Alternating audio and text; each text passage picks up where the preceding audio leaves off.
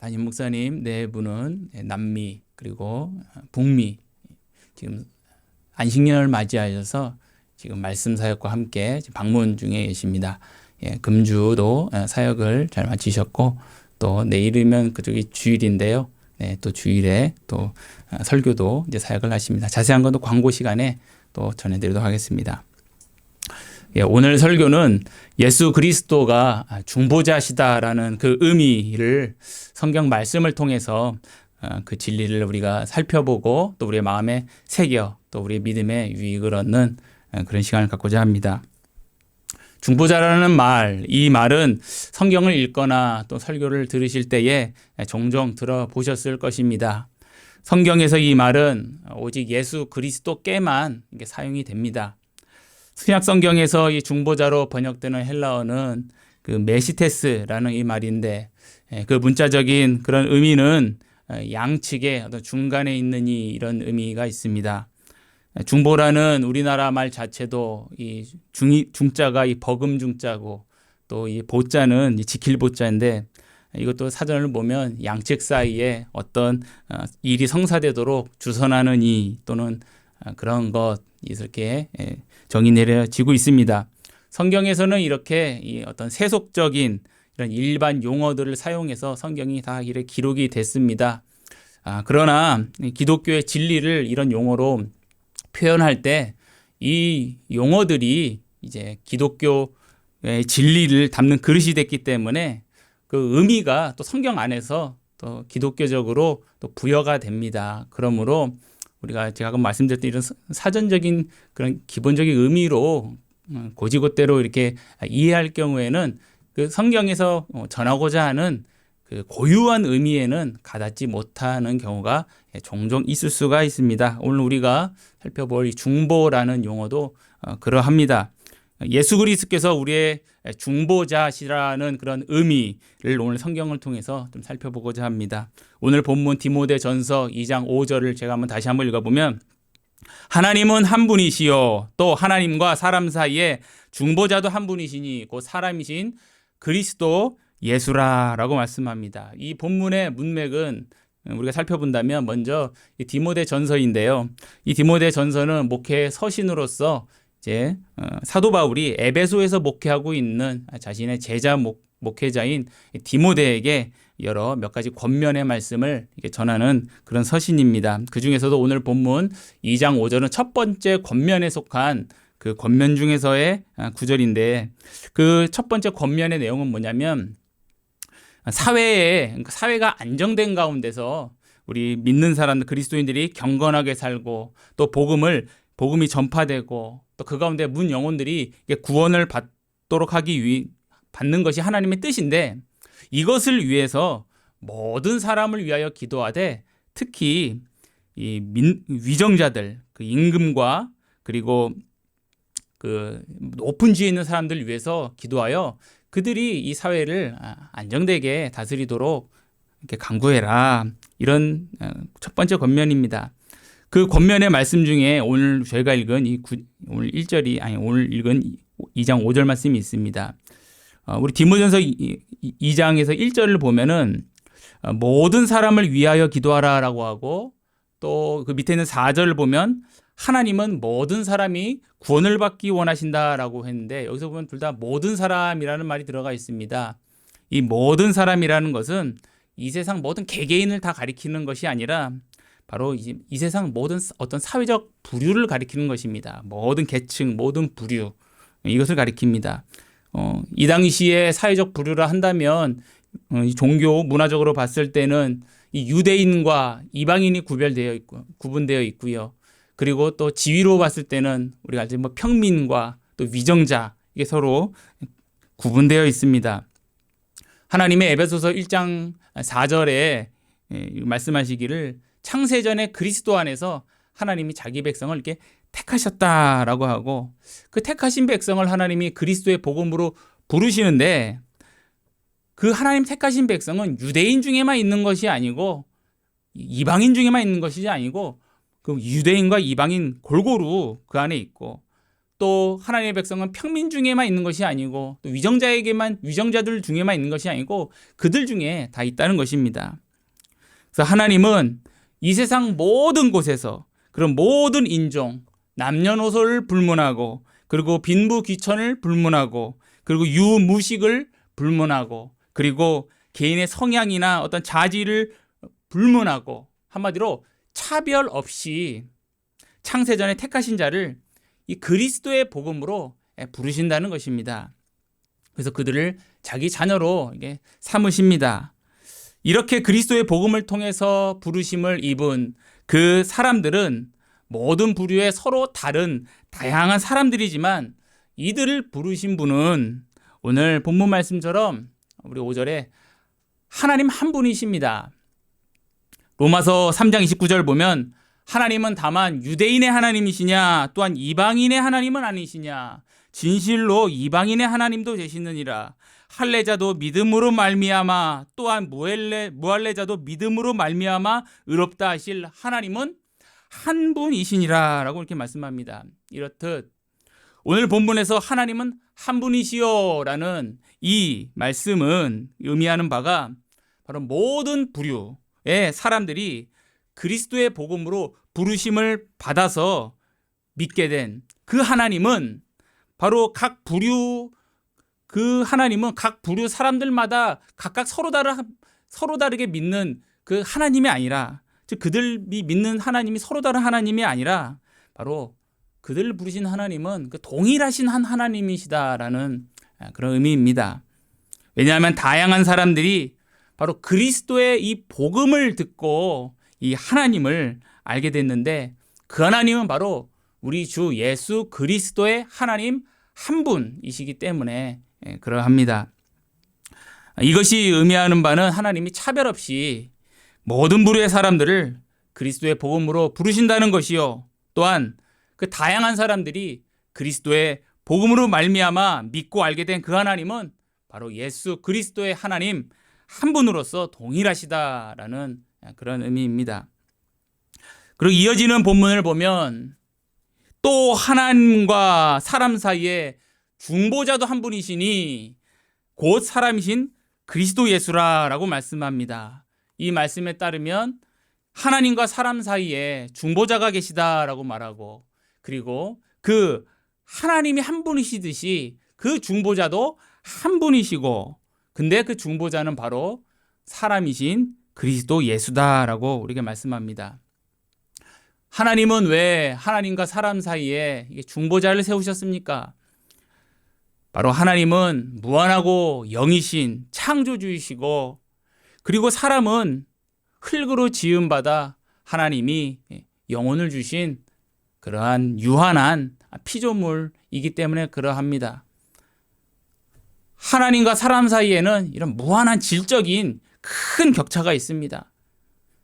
디모데전서 6장 16절을 보면 하나님은 복되시고 유일하신 주권자이며 만왕의 왕이시며 만주의 주시요 그에게만 죽지 아니함이 있고 가까이 가지 못할 빛에 거하시고 어떤 사람도 보지 못하였고 또 볼 수 없는 이시니 그에게만 존귀와 영원한 권능을 돌릴지어다 아멘. 이렇게 하나님의 큰 어미와 그 영광을 이렇게 선언하고 있습니다. 이 무한한 영광과 이 어미의 하나님은 우리가 가까이 가지 못할 빛에 거하신다라고 말하고 그래서 그 누구도 그 하나님을 볼 수 없다라고 이렇게 말씀합니다. 하나님의 본질입니다. 이것은 단지 인간이 타락해서 인간이 그 거룩하신 하나님과 교통할 수 없다는 단지 그런 의미뿐만 아니라 원래 근본적으로 하나님과 인간 사이에는 유한한 인간과 이 무한하신 하나님 사이에는 가닿을 수 없는 격차가 있다는 것입니다. 이사야서 6장 3절에 그 하나님의 피조물인 그 천사도 그 무한하신 하나님의 영광을 직시하지 못하여서 그 말씀을 보면 천사도 자기 눈을 날개로 가리고 하나님을 찬양합니다. 거룩하다 거룩하다 거룩하다 만군의 여호와여 그의 영광이 온 땅에 충만하도다. 천사도 자기 눈을 하나님께 가렸습니다. 천사도 피조물이기 때문에 그 창조주의 영광을 직시할 수 없는 것입니다. 하나님의 무한한 영광과 이 어미가 있어서 그 어떤 피조물도 하나님께 가닿을 수도 없고 볼 수도 없습니다. 그러므로 하나님은 이 피조물을 창조하시고 또 그 피조물을 교통하시기 위해서는, 그 피조물과 교통하시기 위해서는 이 중보자를 통하여 그 일을 하신다는 것입니다. 그래서 삼위일체 하나님은 사람을 창조하시기 전부터 중보자를 정하셨습니다. 그 중보자는 바로 스스로 계신 하나님이신 바로 하나님의 아들이십니다. 하나님의 아들은 스스로 계신 하나님이십니다. 요한복음 1장 1절에 스스로 계신 하나님을 말씀이다 라고 이렇게 부릅니다. 말씀. 태초에 말씀이 계시니라. 이 말씀이 하나님과 함께 계셨으니 이 말씀이 곧 하나님이시니라 라고 우리에게 이 삼위일체 진리를 말씀하고 있습니다. 하나님은 중보자이신 이 아들, 말씀이라고 불리는 이 아들을 통해서 이 세상을 창조하셨다고 말씀합니다.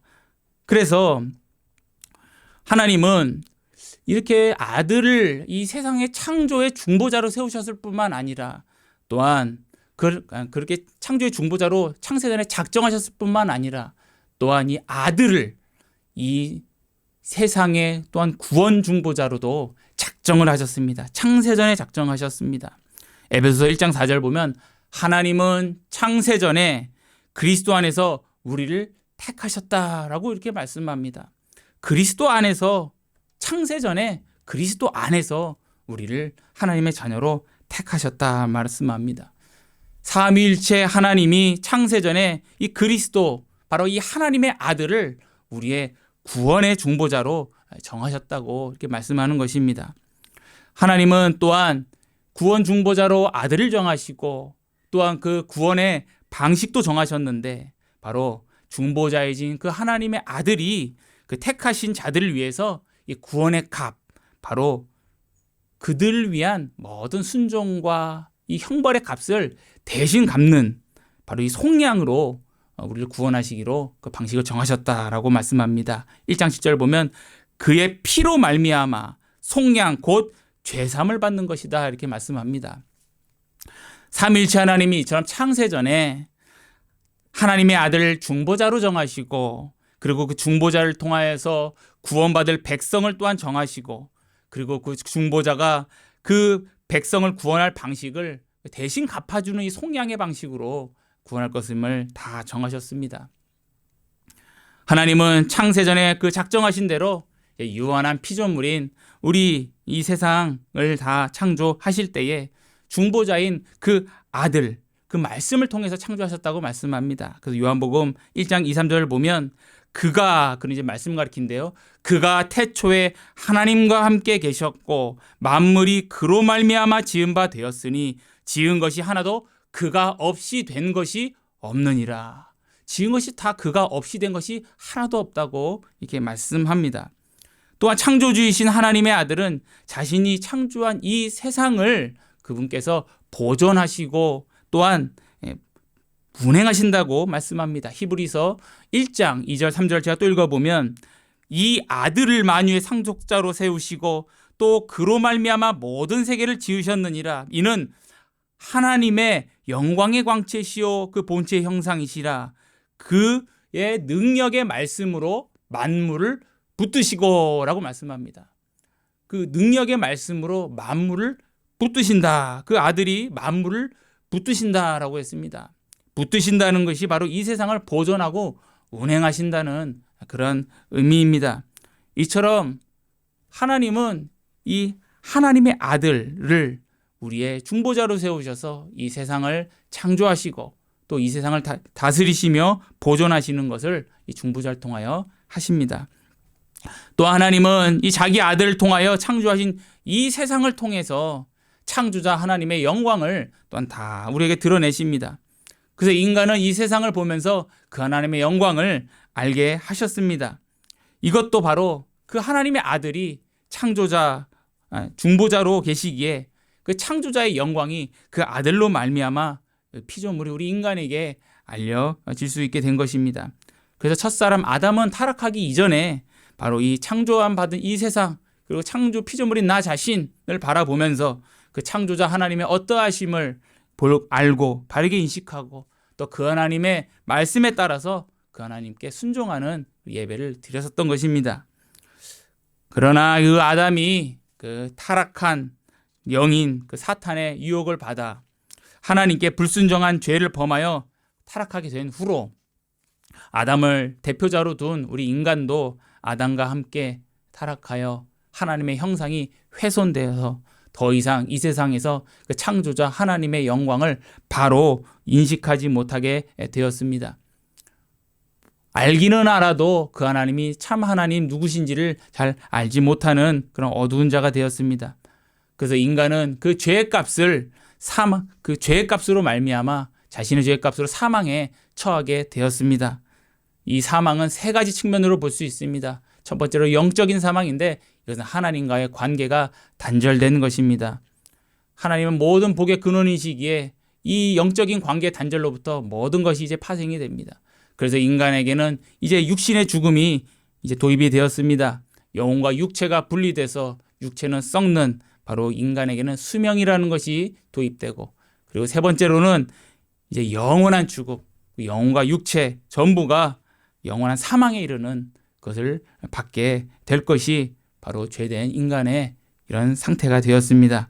근데 더 절망적인 것은 인간이 이제 자기 능력으로는 하나님에게서 그 영생을 얻을 길이 없다는 데 있습니다. 아담의 타락 이후로 모든 인간은 아담과 함께 타락하여서 자기 능력으로 하나님을 알 수도 없고 하나님 뜻을 알아도 자기 능력으로 그것을 행할 능력이 없습니다. 그래 알지도 못하고 행할 능력도 없는 이러한 전적으로 비참하고 무능한 상태가 모든 인류의 현재 모습입니다. 그래서 하나님은 첫 범죄가 발생했을 때부터 창세전에 하나님의 그 구원 작정에 따라 에덴 동산의 그 아담과 하와에게 이 구원 중보자에 대한 말씀을 주셨습니다. 그리고 하나님은 자기 자신이 창조자 하나님뿐만 아니라 이제는 구원의 하나님이심을 그 말씀을 통하여 알리셨습니다. 창세기 3장 15절에 내가 그러니까 사탄을 가리키죠. 뱀, 내가 너로 여자와 원수가 되게 하고 내 후손도 여자의 후손과 원수가 되게 하리니 여자의 후손은 내 머리를 상하게 할 것이요 너는 그의 발꿈치를 상하게 할 것이라 하시고 여자의 후손을 보내시고 그 여자의 후손이 이 뱀의 머리를 상하게 한다. 즉 사망의 권세, 이 죄의 권세, 세상 예수님께서 다 밟으셔서 우리를 거기서 건져주실 것임을 이걸 원시복음이라고 하는데요. 이것을 에덴 동산에서부터 타락했을 때부터 이미 우리에게 알려주셨습니다. 그래서 장차 오실 그 여인의 후손이 이제 구원의 중보자이십니다. 이사야서 7장 14절을 보면 보라 처녀가 잉태하여 아들을 낳을 것이요 그 이름을 임마누엘이라 하니라 말씀합니다. 여자의 후손 그리고 처녀가 잉태하여 아들을 낳는 그분 바로 임마누엘이라 부르시는 분, 하나님이 우리와 함께 계시다. 바로 하나님이 사람을 취하셔서 참 하나님이요 참 사람으로서 우리 가운데 거하시는 그 임마누엘로 오게 될 것임이 좀 더 구체적으로 이사야를 통하여 이 예언이 되고, 그래서 때가 참에 이 다윗의 자손 가운데 이 요셉과 정혼한 처녀 마리아가 그 성령으로 이 중보자를 잉태하였습니다. 그래서 마태복음 1장 22절 13절 보면 다윗의 자손 요셉아 너 아내 마리아 데려오기를 무서워하지 말라. 그에게 잉태된 자는 성령으로 된 것이라. 아들을 낳으리니 이름을 예수라 하라. 이는 그가 자기 백성을 그들의 죄에서 구원할 자이심이라. 라고 에덴 동산에서 약속했던 여인의 후손이 이제 비로소 주님께서 하나님께서 이제 예수 그리스도로 우리에게 보내심을 우리가 확인할 수가 있습니다. 삼위일체 하나님은 하나님의 아들을 이게 창조 중보자요 그뿐만 아니라 이 구원의 중보자로 창세전에 작정하셨고 때가 참에 스스로 계신 그 영원하신 하나님의 아들이 사람의 아들이 되셔서 참 하나님이시며 또한 참 사람이 되셨습니다. 그래서 오늘 우리 성경 본문 말씀처럼 하나님과 사람 사이에 중보자는 바로 참 하나님이시며 참 사람이셔야 합니다. 그는 본래 참 하나님이셨기 때문에 우리 말씀이라고 요한복음 1장 1절에 말씀하셨죠. 하나님과 함께 계신 곧 하나님이신 그 말씀이신 그분이 바로 이제 사람이 되셔서 그래서 동시에 참 하나님이시요 참 사람으로서 중보자의 중보자로서 우리에게 오셨습니다. 이 땅에 오셨습니다. 예수님은 이처럼 참 사람, 참 하나님으로서 우리에게 오셔서 이제 화목의 중보자로서 우리를 위하여 일하십니다. 그리하여 우리가 하나님께 범죄하여 반역함으로써 이제 우리는 하나님과 원수가 되었는데 그 중보자이신 예수님이 우리의 죄값을 우리를 위하여 대신 치르심으로 하나님과 우리 사이가 이제는 그 원수인 그 관계가 이제는 화목될 수 있도록 하셨습니다. 화목의 중보자십니다. 그래서 로마서 5장 10절을 보면 우리가 원수 되었을 때, 우리가 하나님과 원수 되었을 때 그의 아들의 죽으심으로 말미암아 하나님과 화목하게 되었은즉, 화목하게 된 자로서는 더욱 그의 살아나심으로 말미암아, 즉 그의 부활로 말미암아 구원을 받을 것이니라라고 말씀합니다. 그 아들 예수 그리스도 우리 중보자이신 그분의 죽음으로 말미암아 이제 하나님과 원수된 우리가, 그래서 우리도 하나님을 피하고 하나님은 우리를 향하여 진노하시는 그 얼굴이 우리에게 있었는데 이제는 아들로 말미암아 그 하나님께서 진노가 다 누그러지시고 우리도 이제 하나님을 이제 그리스도 안에서 아버지로서 바라볼 수 있게 된 것입니다. 화목이 되었기 때문에 그렇습니다. 이처럼 예수님은 우리를 위한 화목 제물이셨습니다. 로마서 3장 25절에 이 예수를 하나님이 그의 피로써 믿음으로 말미암는 화목 제물로 세우셨으니라고 말씀합니다. 예수님이 피를 흘리심으로써 우리를 위한 화목 제물, 우리가 믿음으로 받을 화목 제물이라고 말씀하십니다. 예수님이 우리를 위한 중보자로서 이 화목 제물이 되신 것은 하나님이 우리를 사랑하신 그 작정에 따른 것이다라고 성경 우리에게 말씀합니다. 그래서 요한 1서 4장 10절 보면 사랑은 여기 있으니 우리가 하나님을 사랑한 것이 아니요 하나님이 우리를 사랑하사 우리 죄를 속하기 위하여 화목 제물로 그 아들을 보내셨음이라라고 말씀합니다. 우리가 하나님이 사랑하면 사랑하셨지 왜 화목 제물을 굳이 아들을 희생하셔야 하는가 이렇게 생각할 수 있지만 하나님은 사랑과 의를 어느 것 하나 잃지 않으시는 하나님이십니다. 하나님은 죽으실 수 없습니다. 그리고 사람은 죽음을 이길 수가 없습니다. 그래서 예수님은 참 하나님으로서 또한 참 사람이 되셨습니다. 그래서 예수님은 우리를 위한 흠없고 점없는 어린 양이실 수 있었고 자기의 보배로운 피를 흘려서 죽기까지 우리를 대신해서 우리를 위하여 하나님께 아버지께 복종하셨으니 곧 십자가에 죽으신 것입니다.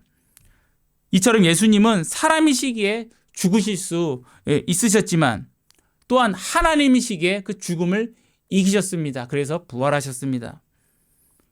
그래서 예수님은 사람으로서 죽으신 그 순종의 죽음은, 근데 그 예수님은 곧 또한 하나님이시기에 그 순종은 하나님의 순종이 됩니다. 참 말에 어폐가 있지만 하나님이 순종하신 것이 됩니다. 그래서 그 예수님의 순종의 값은 하나님의 순종이기에 무한한 값, 바로 우리 택하신 백성을 구원하기에 충분한 그 값이 됩니다. 이처럼 하나님은 우리를 사랑하시되 바로 자기의 엄정한 공의 가운데 우리를 사랑하신 것입니다. 하나님은 우리가 그 하나님의 어미와 공의를 감당할 수 없기 때문에 하나님 자신이 즉 하나님 아들께서 우리 대신에 그것을 모두 감당하신 것입니다. 이것이 하나님의 사랑이고 하나님의 의다라고 성경이 우리에게 알려주고 있습니다. 이처럼 예수님은 우리의 화목의 중보자로서 자기 자신을 화목제물로서 드리는 동시에 우리를 위한 완전한 대제사장이다라고 우리에게 알려주고 또한 있습니다. 예수님은 우리를 위하여 자신을 드리신 그 제사의 효력은 완전하고 영원하기에 그 예수님께서 자신을 제물로 드리신 그 제사는 두 번이 필요하지 않는, 그래서 성경에 한 영원한 제사다라고 이렇게 말씀합니다. 그 예수님께서 자기 자신을 제물로 드리시는 이제 또한 대제사장이신데 이 대제사장으로서 또한 예수님은 우리를 위하여 하나님 앞에서 우리를 변호해 주시고 또한 중재해 주시는 그러한 중보자이십니다. 그러니까 중재의 중보자다 또는 어떤 변호의 중보자다, 이렇게도 말할 수가 있겠습니다. 예수님은 우리를 위한 대제사장으로서 우리를 위하여 하나님께 간구하십니다. 그래서 요한복음 14장 13절에 예수님은 대제사장으로서 이렇게 말씀하십니다. 너희가 내 이름으로 무엇을 구하든지 내가 행하리니 이는 아버지로 하여금 아들로 말미암아 영광을 받으시게 하려 함이라 라고 말씀합니다. 내 이름으로 구하라 라고 하셨습니다. 즉 예수님을 중보자 삼아서 하나님 아버지께 간구하라 라는 것입니다. 예수님이 다 이루신 그 의를 의지해서 하나님께 기도하라 라는 것입니다. 그러면 그 기도가 하나님께 상달된다는 것입니다. 우리의 기도 자체가 하나님께서 받으실 만해서 상달되는 것이 아니라 바로 그 예수 그리스도의 이름으로 예수 그리스도의 그 공로를 의지해서 그 예수 그리스도 안에서 우리가 하나님의 자녀가 되었기에 하나님께서 우리를 그리스도 안에서 자기 아들의 간구로 자기 자녀의 간구로 하나님께서 받아주신다는 것입니다. 이것이 모두가 그리스도 안에서 그리스도의 이름으로 우리에게 하나님 앞에 올려지게 되는 것입니다. 우리가 예수 그리스도의 이름으로 우리의 연약함을 다 내어놓고 하나님께 기도하면 그 예수님은 중보자로서 우리의 기도를 하찮게 여기지 않으시고 뭐 이런 걸 갖고 기도하냐 이렇게 책망하지 않으시고 오늘 성경 말씀에 보면 우리의 연약함을 동정하여 그 기도를 받아 하나님 아버지께 아뢰신다 합니다. 히브리서 4장 15절 보면 우리에게 있는 대제사장은 우리의 연약함을 동정하지 못하실 이가 아니요 우리가 똑같이 시험을 받으시니로되 죄는 없으시니라. 예수님은 우리가 똑같은 사람이 되셨습니다. 우리의 연약함을 가졌습니다. 그러나 예수님은 죄가 없으십니다. 죄성이 없고 죄향이 없고 죄행이 없으십니다. 그러나 우리와 똑같은 그 연약함을 경험하셨습니다. 그래서 예수님은 우리의 그 연약함을 동정하신다라고 말씀하고 그분이 우리를 위하여 하나님 앞에 중재하며 변호해 주시며 기도를 또한 상달해 주시는 중보자이심을 우리에게 말씀합니다. 그러므로 16절에 말씀하기를 그러므로 우리는 긍휼하심을 받고 때를 따라 돕는 은혜를 얻기 위하여 은혜의 보좌 앞에 담대히 나아갈 것이니라 라고 말씀합니다. 우리가 은혜의 보좌 앞에 담대히 나아갈 수 있는 것은 내가 하나님 앞에 어떤 공로가 있고 내가 하나님 보시기에 어떠한 기특한 것이 있어서 그것을 내세우면서 하나님께 나아간다는 것이 아니라 우리는 아무것도 없고 오직 그리스도께서 나를 위하여 희생 제사를 드리시고 자기 자신을 드리신 그분이 나의 중보자로서 대제사장으로서 계시기에 그분을 의지해서 우리는 하나님 앞에 담대하게 나아간다라고 하십니다. 왜냐하면 그분 안에서 하나님과 우리는 화해되었고 화목되었고 그분 안에서 나는 하나님의 원수가 아니라 하나님의 사랑하는 자녀가 되었고 그러기에 하나님은 그리스도 안에서 나를 하나님의 자녀로서 기도에 귀를 기울이시고 우리를 불쌍히 여기시고 우리를 자기 자녀로 돌보심을 이렇게 은혜를 베푸시기 때문에 그러합니다. 이것이 바로 중보자께서 우리에게 주신 은혜입니다. 그 예수님은 또한 마지막으로 우리에게 가르침의 중보자이십니다. 인간은 앞서 말씀드렸듯이 스스로 하나님을 알 수가 없습니다. 타락 이후에 그러합니다. 그래서 하나님은 그 예수님을 통하여서 우리에게 이제 하나님을 알려주십니다. 요한복음 4장 22절에 보면은 사마리아 여인이 나오는데 이 사마리아 여인은 자의적으로 하나님을 섬기던 사람이었습니다. 그러자 그 여인에게 예수님께서 이렇게 말씀하십니다. 너희는 알지 못하는 것을 예배하고 우리는 아는 것을 예배하노니 이는 구원이 유대인에게서 남이라. 유대인은 어떤 혈통을 말하는 것이 아니라 이 하나님의 이 계시의 말씀이 유대인의 그 계대를 통해서 전수되었음을 말하는 것인데요. 핵심은 뭐냐면 바로 하나님께서 자기를 알리신 대로 그 하나님을 믿고 그 하나님을 섬기는 이것이 참된 종교이고 그 하나님을 알고 믿는데 구원이 있음을 말씀하는 것입니다. 그런데 23절에서 예수님은 그 사마리아 여인에게 이렇게 참 하나님을 알고 섬겨야 된다 이렇게 말씀하면서 그 참 하나님을 알려줍니다. 23절 말씀 읽어보면 아버지께 참되게 예배하는 자들은 영과 진리로 예배할 때가 오나니 곧 이때라. 아버지께서는 자기에게 이렇게 예배하는 자들 찾으시느니라 라고 했습니다. 하나님을 뭐하러 부르십니까? 아버지라고 부르십니다. 예수님께서 하나님을 아버지라고 불렀습니다. 그 누구도 하나님을 아버지라고 부를 수 없고, 그런데 예수님은 사마리아 여인에게 하나님은 아버지시다라고 말씀합니다. 무엇입니까? 그리스도 안에서 참 하나님은 예수 그리스도의 아버지, 그 그리스도 안에서 하나님은 참 하나님은 우리 아버지가 되신다는 것입니다. 이게 하나님에 대한 참 지식입니다. 예수님이 이것을 사마리아 여인에게 알리셨습니다. 그러므로 참 하나님 알고 섬기는 길은 바로 그 예수 그리스도가 하나님의 아들이심을 믿는 데 있습니다. 그래서 요한복음 6장 40절에 예수님 말씀하시기를 내 아버지의 뜻은 아들을 보고 믿는 자마다 영생을 얻는 이것이니 마지막 날에 내가 이를 다시 살리리라 하셨습니다. 하나님 아버지의 뜻은 아들을 보고 믿는 것입니다. 아들을 보고 하나님을 알고 믿는 것입니다. 그에게 영생을 주신다 하셨습니다. 예수님은 또 요한복음 14장 1절에 이렇게 말씀하십니다. 하나님을 믿으니 또 나를 믿으라. 예수님께서 나를 믿으라, 예수님을 믿으라 라고 하셨습니다. 그것이 하나님을 믿는 것이다 라고 하셨습니다. 그리고 이어진 6절에 내가 곧 길이요 진리요 생명이니 나로 말미암지 않고는 아버지께로 올 자가 없느니라 라고 하셨습니다. 아버지께 참 하나님은 예수 그리스도의 아버지신데 그분을 알고 그분께 가닿을 수 있는 그 길은 바로 예수 그리스도 외에는 없음을 이렇게 말씀하십니다. 예수님이 우리의 유일한 중보자이심을 이게 알려주시는 것입니다. 또 예수님께서 빌립에게 말씀하셨습니다. 내가 이렇게 오래 너희와 함께 있으되 내가 나를 알지 못하느냐? 나를 본 자는 아버지를 보았거늘 어찌하여 아버지를 보이라 하느냐? 우리는 성경의 예수 그리스도를 알고 그 예수 그리스도를 믿을 때 우리는 그 예수 그리스도를 통해서 알게 되는 그 하나님이 참 하나님이십니다. 그 외에는 참 하나님이 아닙니다. 그리스도 안에서만 우리는 참 하나님 알고 그 하나님 섬기고 그분부터 영생을 누립니다. 결론입니다. 예수님은 우리의 유일한 중보자이십니다. 오직 예수님으로 말미암아 세상이 창조되었고요. 그 택하신 백성이 구원을 받습니다. 또 오직 예수님으로 말미암아 하나님과 우리가 화목이 되었고 또 오직 그 예수님으로 말미암아 하나님은 우리의 구속주 하나님으로서 아버지가 되십니다.